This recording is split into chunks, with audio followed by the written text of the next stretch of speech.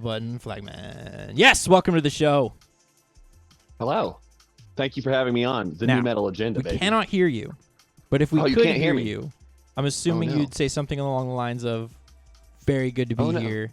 Yeah, Thank that's you for exactly having what me. I said. You can't hear me. I do believe eventually we will be able to hear him, but in the meantime, I would like the class to talk amongst themselves. Oh, no. You can hear him?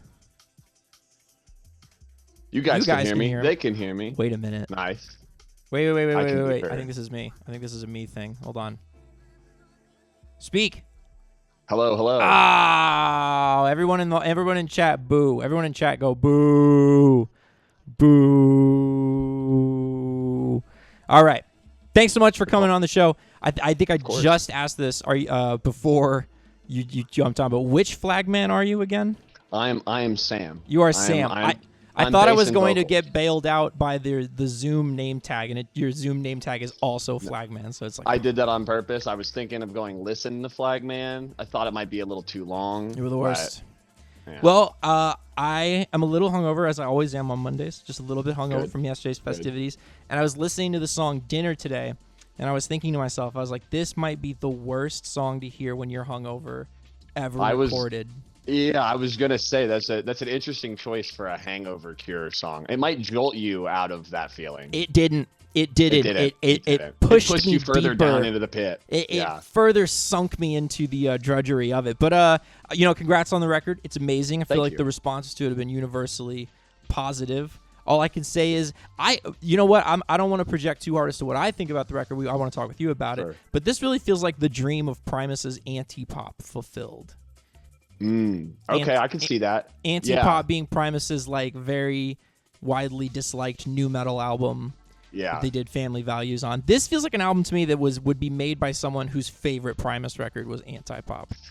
That's a pretty good like distillation of what we were going for. We were, we've always said that's like kind of the cross between System of a Down and Primus is what we're going for. So heavy in the rotation as we were writing the record, it was like Hypnotize, Mesmerize, and then just in general Primus songs, but definitely got that like very intentional new metal edge, like anti-pop.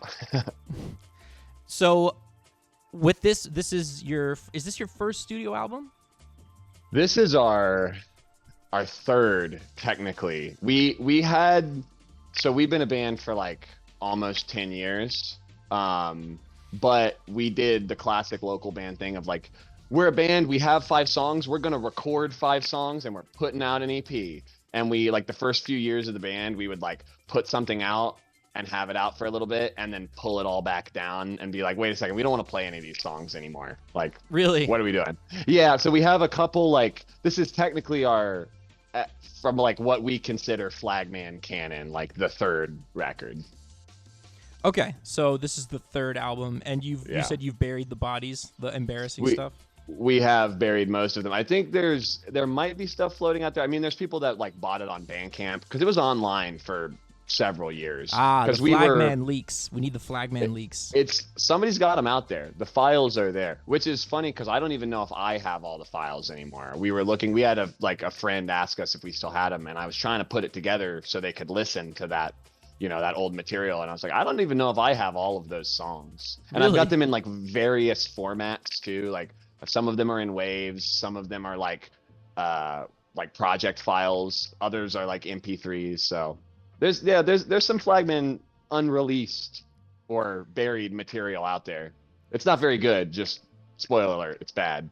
So definitely fascinating to me to hear that you guys have been a band for 10 years. Tell us a little bit about the Flagman experience, how you guys became Flagmen.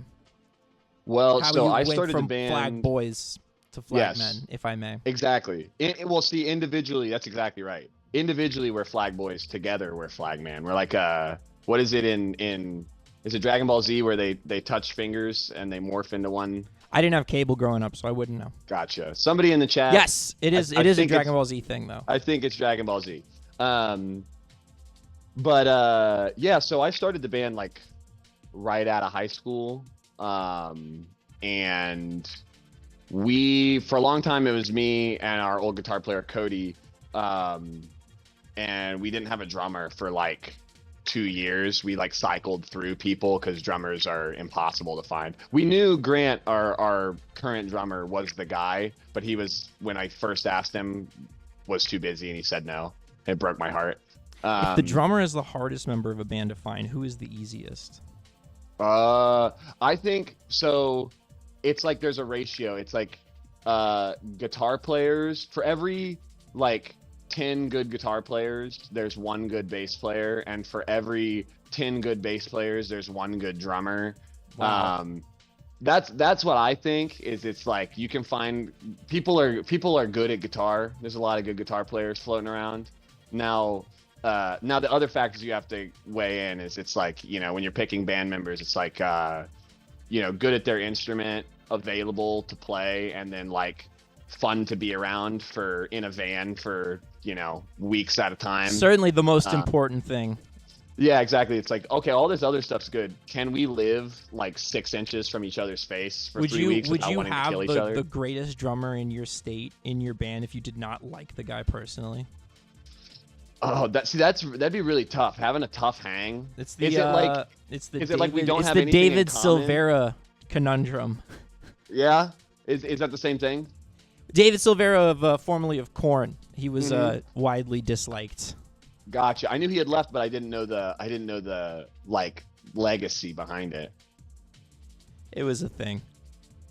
Yeah. See, that's tough. If it's not even like you don't have it's like you don't like each other. It's not just like we don't like click about like, you know, the same movies. It's tough when it's like, oh man, I would not hang out with this guy otherwise. So you guys, I'm with 10 years going, I'm assuming you guys cropped up around 2014.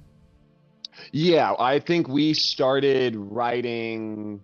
Well, I guess it'll be 10 years next year. We started writing, like officially being like, we are gonna start a band in like, I think early summer of 2015. But that's 2014 is probably around when he and I started like kicking ideas around for stuff, because around that time my old high school band was like starting to wrap up as everybody was like graduating, and like, okay, what are we gonna do? Who's staying in town? Are we gonna keep doing the band? So we just kind of call it early summer 2015. But yeah, then it was a bunch of songs that I had written between bands. So once I turned like 20, I was like, I don't want to play these. I wrote these songs when I was like 16. I don't want to play these anymore.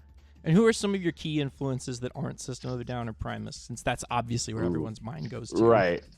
I mean, so early on, like my first musical memories, my dad had a tape that like one side was the Beatles and the other side was like Nirvana, Radiohead, Nine Inch Nails. I think there was a couple Violent Femmes songs, and they had another one that was like a bunch of like 80s like Depeche Mode and Echo and the Bunnymen, a bunch of like kind of new wavy stuff. So those are like my earliest musical memories. The first stuff that I remember like really like being like, whoa, this is like, there's like music out there besides like System of a Down and Primus. Not really. Like, not really. There are other bands, but they're not really as worth it. I was going to say there's nothing like that. Yeah. You know what I mean?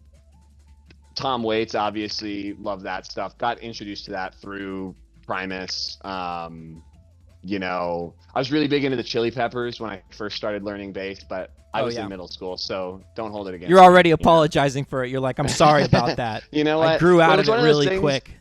I saw them live when I was like probably around the same time I was starting the band, and it was one of those moments. I don't know if you've had a similar thing where you see a band that you've listened to for a really long time and you're just kind of like, oh wow, that's like closing the book on that chapter. Like, nice. Really? I did it. Like it was a good show, or it was. I enjoyed it. I just felt like walking away. It felt like something was over. You know what I mean? I never really went back. There's definitely stuff about it, records that I hold fondly, songs I hold fondly, all that, like, you know, slap stuff early on for a bass player is like really, really, you know, hugely influential. But it's not stuff I ended up after that. I like don't really revisit it anymore. You know. So the Flagman sound is very interesting because it's like you guys are you're arriving at a nu metal sound, but your primary influences, I would say, appear to be funk metal. Like that is the most obvious thing going there. Oh, I forgot to mention, you've been reminding me with funk metal, Mr. Bungle, Faith No More. Of course. See, that's what I mean. Is like you're basically reassembling nu metal from scratch. You're like, we're really into Mr. Bungle, Faith No More, and Primus, and it's like, okay, well, I've got news for you. I guess where you're at. And then certainly if you're throwing some System of a Down in there, you're about at it. It's a really confident record. A lot of food. There's a lot of food in here. I'm not a big Primus guy. Don't Primus have songs about food too? Is that... They do. Am I right? Yeah. Is that true? Yeah. They've got a couple... I mean, they've got like Sailing the Seas of Cheese. Right. You're right. That'll do it. Pork soda. There's definitely this like... kind of this like stuff that seems like it's gonna make you sick kind of vibe, which that's definitely a and it does line for us it does too. A big bodily functions band. Primus are an easy band to take for granted, but they are very weird. They're a very popular band for being very, very weird. That's always the distinction I make, 'cause it's like if you're gonna get into weird stuff, there's certainly weirder things out there, but for like a band that was on a major label, for a band that was like had a multi-platinum, you know what I mean? That's kind of wild. Ooh, excuse me. Do you think you could go multi-platinum with the Flagman project? I think so. I think we're ready. I think we're close. There's $1 million on the other side of this hill. We just got to get to the top of it. You're just waiting for Maverick Records to call you up. Mm-hmm. I'm sitting by the phone, so if anybody's watching, I'm waiting. We're keeping the lines open. Have you been performing these songs live? Yes, we actually. So we started playing like Hot Off the Log and some of the early singles, like probably midway through like last year, as we started to, get the record together. We just played the title track, "Tastes Incredible," last week, actually, for the first time in front of people. So we're definitely trying to beef out the set with new material for this run we have coming up in July. But then it's like there's so many songs that we haven't played before that I'm like, I don't know how we fit all this in, but we just got to learn all of them. Speaking of things that taste incredible, how did you come about this like concept of this sort of like TV dinner saturated fats concept of the album? Where did that come from? So that's interesting. Just a hungry guy? You're just a hungry guy? I mean, I am pretty hungry all the time. I'm pretty much always snacking. Popcorn, big snack for me. Love that. We had kind of decided early on, because I have the artist we work with, Freak Bait, but he and I email all the time about stuff. So I had emailed him probably like, I don't know, January of last year with like a bunch of old like 50s and 70s like newspaper and magazine ads, that there was just something I really liked about that aesthetic. Another one, actually, nu metal related, the Enjoy Incubus EP was another thing that I sent to him. Yes. Vibe. Yes, we had recently talked about their album Science, either with someone classic. or somewhere, and we kind of concluded that it's the greatest combination of funk metal and nu metal that ever was. It really hits it home, like right down the center there. Well, that's like when people talk about, they're like, man, they like kind of shifted their sound. Why didn't they make more stuff like this? It's like, well, they kind of did it, the perfect one. They did it. Yeah, they still should have made more stuff like that. My problem with Incubus isn't that they shifted their sound. It's that they started taking themselves really seriously. They went from a band who was very jokey, ha-ha funny, to being like, man, if I choose water over wine.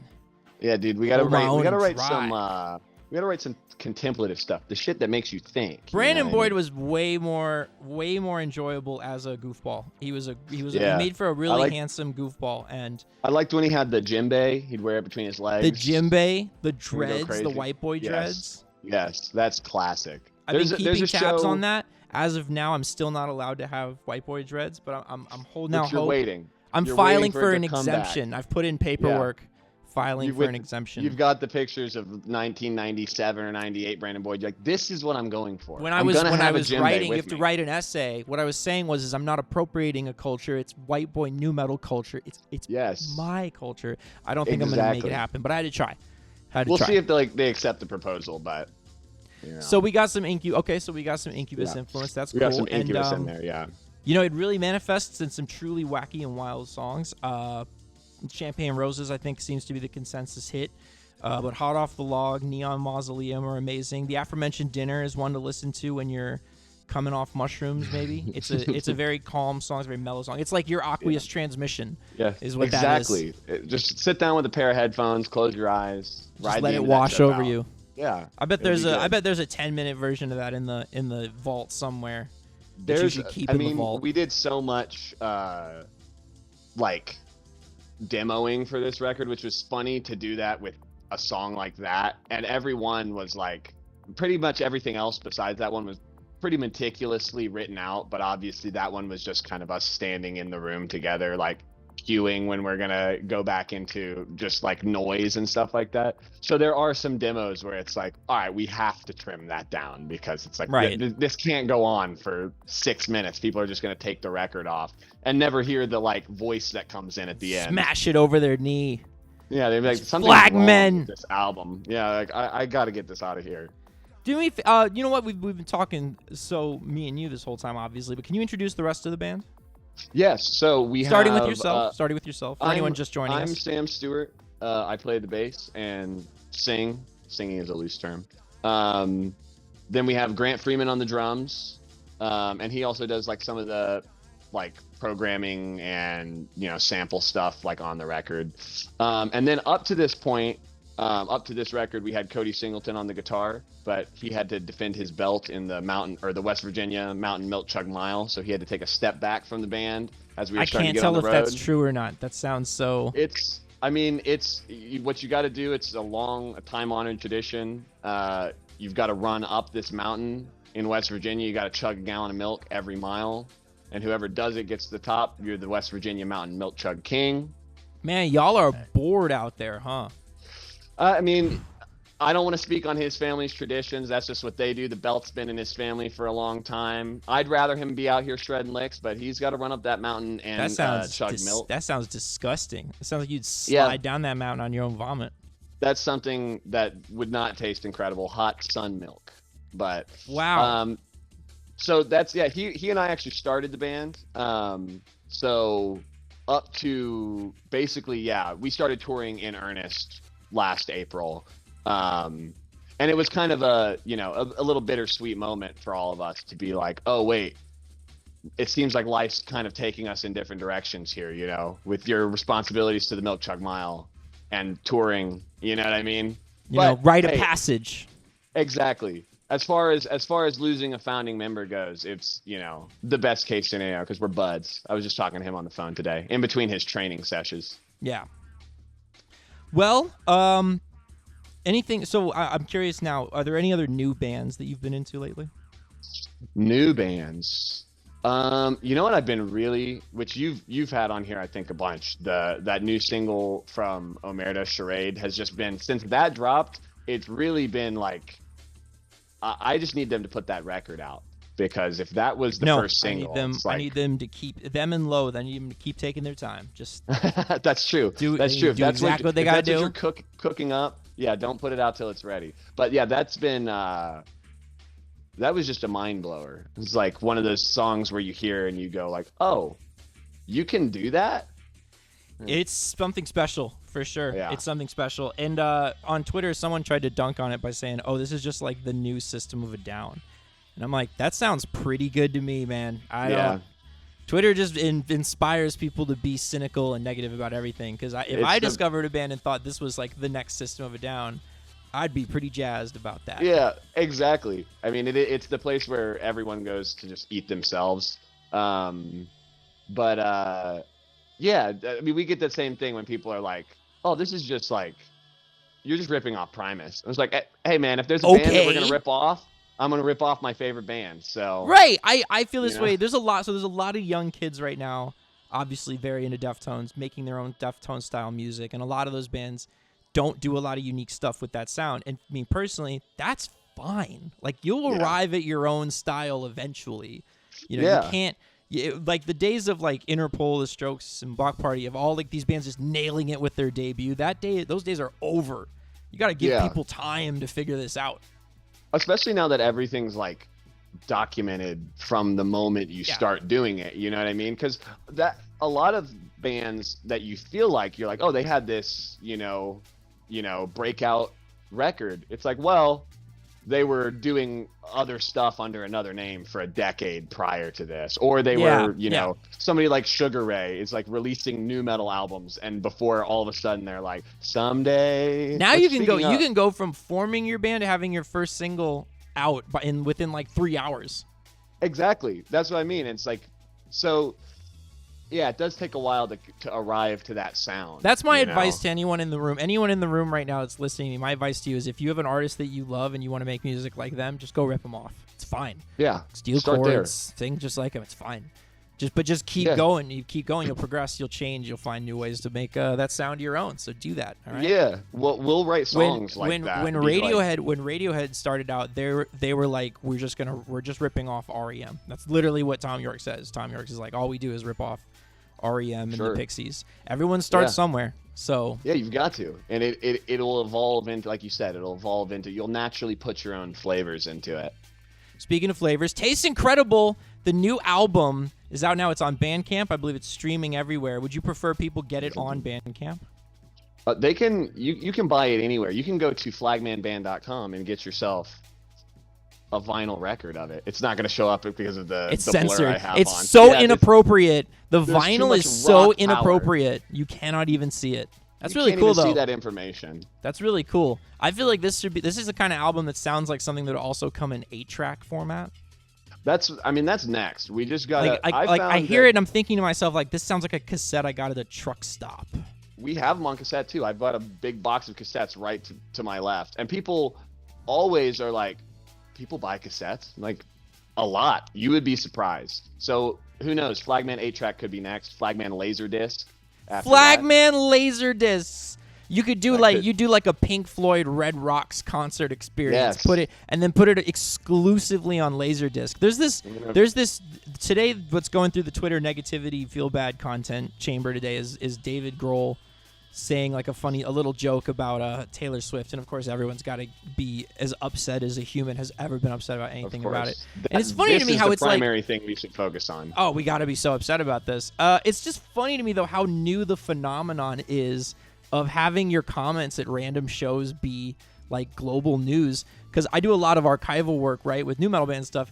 If you performed on like Conan O'Brien 25 years ago, the expectation was you had to watch it, maybe tape it, and then no one was ever going to see it again. Right. That was it. If your TV was not on right then, that was it. You missed it. Now it's on YouTube. You can watch it as many times as you want forever. It's everywhere. So Flagman, I think that Flagman should do a laser light spectacular concert event. It should cost you guys like $300,000. Yes. And you only publish it on Laserdisc. That's the only way to see it. I think that's the way of the future. You kind of it is the exact opposite of the way of the future. It's barely even the way of the past. Let's see how much Laserdisc players actually cost now if you get them on eBay. $300. Can you even like get someone to manufacture that anymore? Like, boy, that would be the struggle, wouldn't it? First of all, anyone in the chat room right now that's under the age of probably 26, I would imagine, does not know what the fuck we are talking about. And I'll just tell you, kids, a Laserdisc is, imagine a DVD, but it's as big as a vinyl record, and that's what a Laserdisc is. A fascinating cultural artifact. I think I've only ever seen one in my lifetime. I don't know if I've ever seen one in real life. It is a marvelous thing to behold. It truly is. But did it go that in is like a great big point. DVD player? What? Did it go into like a big DVD player? You know what? We've never done this before on this show. So let's see if I can do it without completely exploding everything. Hold on. More. Share your screen. Oh, you know what? You have the stream open somewhere else, right? I can just move this. It looked like this. So literally just a massive DVD player. Damn. So it's like the combo of a DVD player and a record VHS. player. Yeah, and a record player. Yeah, wow. That's really more what it's like. If you had one of these, you were the most baller dad on the block. So Oh, look. So this is oh my God. This is a combination Laserdisc CD player, right? So we're already balling out of control. Look at the difference in the size. So here's the Laserdisc tray. Here's the CD tray. That's how much bigger the Laserdisc was than a CD. Was there some sort of like quality? Oh yeah, argument? It looked flawless. To this day, it was better. You know what? So you remember how George Lucas? Are you familiar with George Lucas of the Star Wars films? You familiar with Star Wars fame? He went back and he redid the original trilogy with bullshit ass like CGI. He put all in like the shitty CGI transitions. All that nonsense. So people, to rescue the original films in the best quality they could, they tracked down the laser discs because that's the absolute best print version of the original trilogy that you can possibly get, because laser discs were just like flawless picture. It was the most high quality product you could get of film. You gotta go back. So Flagman live at Red Rocks 2025, Laserdisc exclusive. It's going to bankrupt you. Yes, push it you is. So far out of business, but it'll be the greatest concert footage that nobody's ever seen. We're going to start accepting pre-orders for it now. So if you want to put just go to PayPal. Yeah, you can just give us money. I promise it'll go to that. No refunds. Yeah, all right. No refund. Strict no refunds. Sam Stewart of Flagman, thank you so much for coming on the show. Absolutely. Thank you for having me. Thank you so much for your contributions to music. It's the work of people like you that keep me doing what I do, makes every day worthwhile just to support bands like you. You're doing great stuff, and I cannot wait for you to eventually make it to LA. I know you'll get here.